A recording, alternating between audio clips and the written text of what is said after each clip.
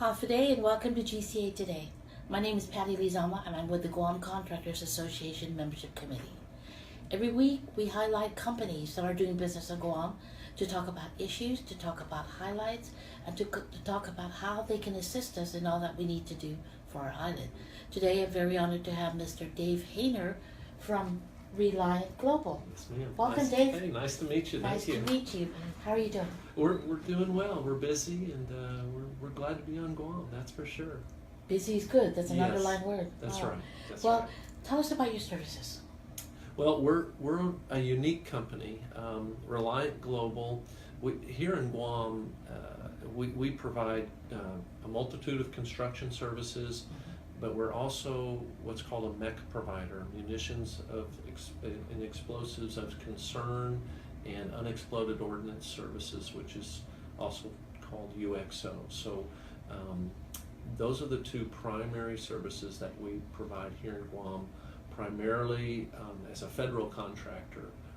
We do perform some commercial type services, but primarily federal, both as a prime contractor to the U.S. government and the Department of Defense, but also as a subcontractor to many of the larger federal prime contractors. How long have you been on the island? So I came in December of 2015 to open up our offices here. We had just recently won our first award up at Anderson Air Force Base, so I was asked if I would come and open up the offices here. And at the time I was working in Afghanistan for the company, so that was a very easy decision to make. Yes. Yeah. Okay. Yeah. So my wife and I moved here in December 2015 and opened up our offices up in Dededo, and we've been here ever since. You say Dededo so fluently. You're part of the island. It took some time, some practice, right? It's good. You do business all over the world.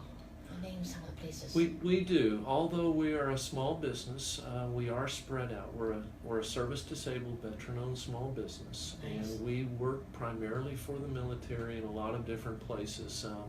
As I mentioned, we work in numerous areas around Afghanistan, and we've been in Afghanistan for over 10 years.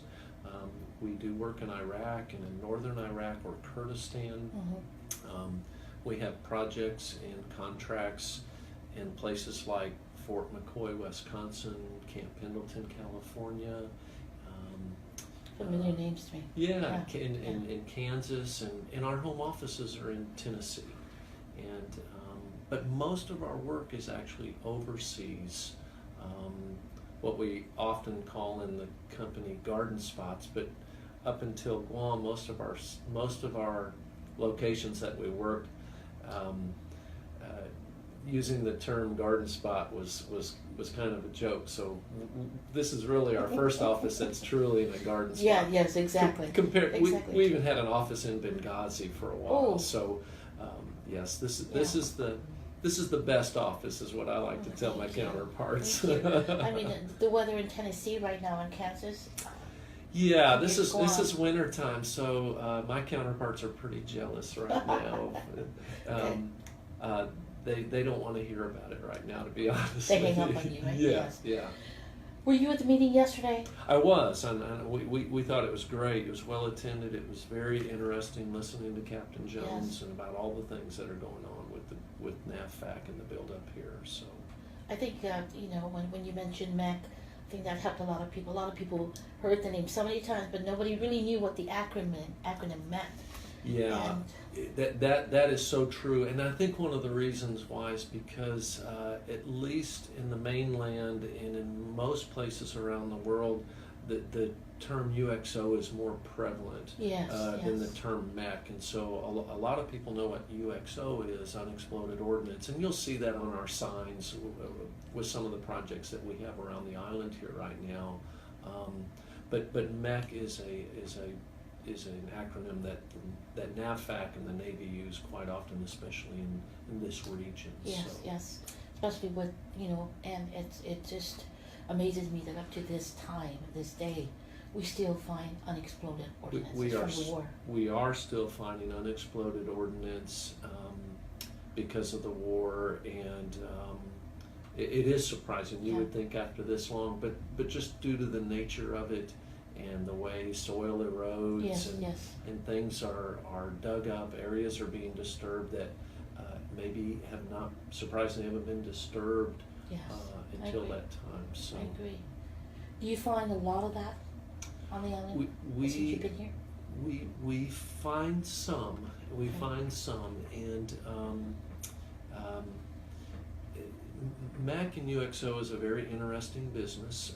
When it's done properly, it's actually very safe, but we of course have to implement all the methods and safety requirements that the government requires and our own internal methods. I can tell you this, it's not nearly as dangerous or bad here as in some areas, because we do work in some active war zones where there's a tremendous amount of UXO and also mines. And fortunately, mines is not a problem that we have here, but it is certainly in other areas. Yes.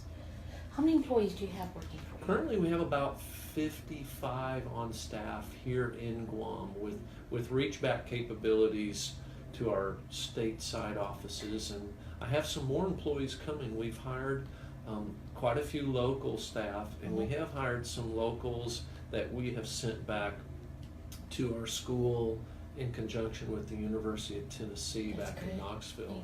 So they need some additional training. So we decided, instead of continually hiring off-island people to come in for specific projects and then sending them back, that we wanted to try to hire locals that were interested in the kind of work that we do and had at least a base level of skill sets that we thought we could build upon. And so we've recruited and trained, and basically it's almost like a scholarship program. And that's great. Right. So I have three more local gentlemen from here on Guam that are in Knoxville right now at the University of Tennessee going through our UXO school with Reliant. And they're getting to see snow for the first time. And they're like, what is this? Right. We sent another group back about 6 months ago, and they're working for us here on Guam. They go home every night to their families, and it's a win-win. Yes, it is. Because you know what, when you do that, you buy local, not buy local, you hire local. They know the area, they know the environment. Right, exactly. And as beautiful as Guam is, this is not easy for some people to uproot and move to come here for long-term work. So we had hoped that this program would work, and it's early in, but it is working. It's working, and that's, well, we thank you for that. Yeah, we're excited about it, and it's a little bit of our part of trying to give back, and but we benefit from it as well. Like you said, the more locals that we can bring on board with our company, it's just great. Yes. It's what we want. Yes, they know the culture. They know all the do's and don'ts, which can help you. That's right. They have helped me.